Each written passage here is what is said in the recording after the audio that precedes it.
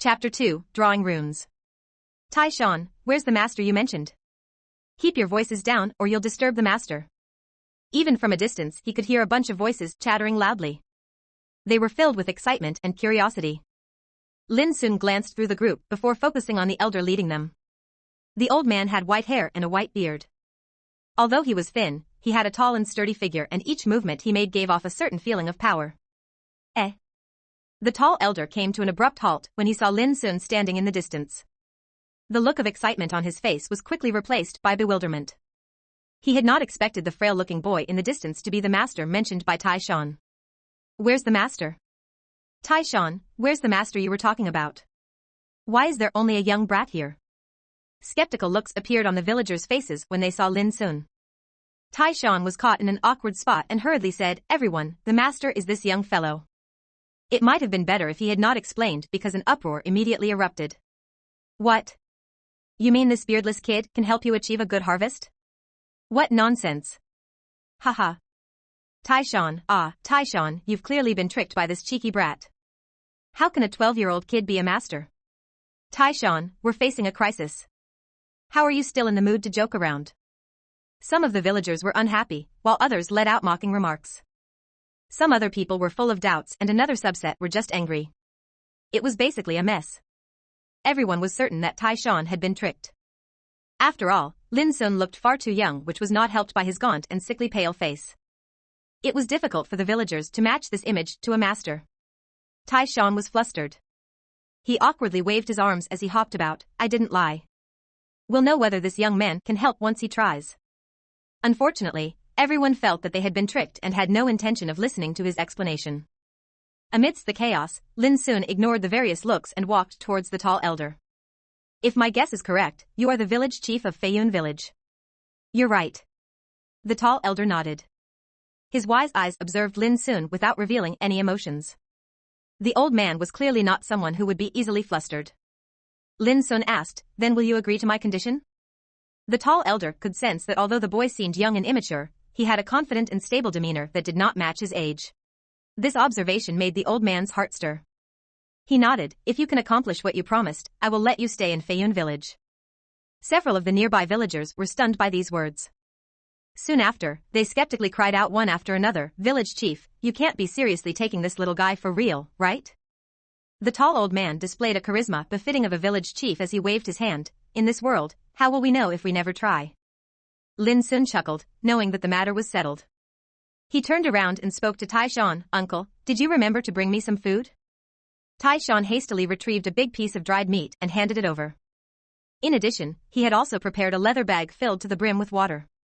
Lin Xun did not waste any more time and began to ravenously dig in right next to the field. Although the meat did not contain much ETH power, the seasoning made it pretty tasty. The villagers could not help but laugh at Lin Xun devouring the food like a half-starved wolf as they grew increasingly doubtful. Could this little fellow be a food-scamming conman? Even Tai Shan could not help but feel dazed as a feeling of apprehension rose in his heart. If Lin Xun was a conman, Tai Shan would have made a humiliating mistake. Only the tall old man watched Lin Xun with kind eyes and a sliver of surprise. If this little fellow wasn't a fearless conman, it would mean that he was the real deal. Regardless of which he was, such a display of composure and confidence was already more than sufficient proof of his boldness. Lin Xun soon consumed the entire piece of meat, washing it all down till his stomach was also full of water. He felt better than he had in days. Tai Shan could not help but inquire, young brother, shouldn't you begin? Lin Xun looked at the sky and casually replied, wait a bit. Time flowed as night began to surge from the horizon. Just as the crowd was growing impatient, the silent Lin Xun finally moved.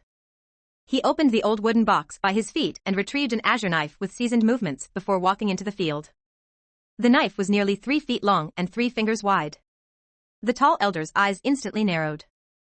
He could faintly sense a familiar presence from Lin Xun. The boy's confidence, concentration and calm were clearly different from the norm, and this began to tug out some vague memories buried deep in the old man's mind that had nearly been forgotten. The tall elder immediately waved his hand to quiet the grumbling villagers. Stop being noisy and wait. His voice contained a hint of authority. All chatter instantly disappeared. Everyone looked towards Lin Xun with a tinge of skepticism in their eyes. Although they were now forbidden to speak, the villagers could still sign to each other with their eyes. They silently fanned out around the field to deny Lin Xun any opportunity of escaping.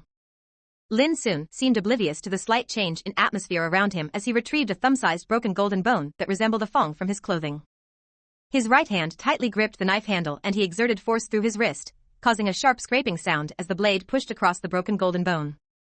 Faint golden powder drifted from the bone and landed on Lin Xun's ready palm. When his hand was covered in a thick layer of gold, he finally stopped and put away the broken golden bone. He took a deep breath and squatted on the ground. He then dabbed his finger on the golden powder and began to draw on the wet ground. At this distance, the villagers could clearly see everything he was doing. Lin Xun's young and slightly pale face was completely focused. His gaze was clear and calm as his finger left numerous complex strokes on the ground as if it was a calligraphy brush. His movements were natural and practiced, flowing with a natural grace akin to clouds floating through the air and water streaming across the ground. These villagers' eyes widened, and they didn't dare to blink as they watched Lin Xun's movements. Astonishment rose in their hearts when they saw faint golden symbols seeming to flow out of the ground. These symbols gave off a mysterious aura. Even the stupidest among them understood that Lin Xun was doing something that had completely surpassed their imaginations. The combination of Lin Xun's absorbed expression, his clean, proficient movements, and the rapidly growing golden pattern on the ground seemed to bathe him in a mysterious glow. The suspicions in villagers' hearts had imperceptibly vanished. Many of them were now convinced by the methods Lin Xun displayed. They might not have understood exactly what he was doing, but it did not stop them from being amazed by the beauty of his work. The tall elder's body shuddered unnoticeably as he had finally confirmed his suspicions. This frail-looking young boy was drawing a rune.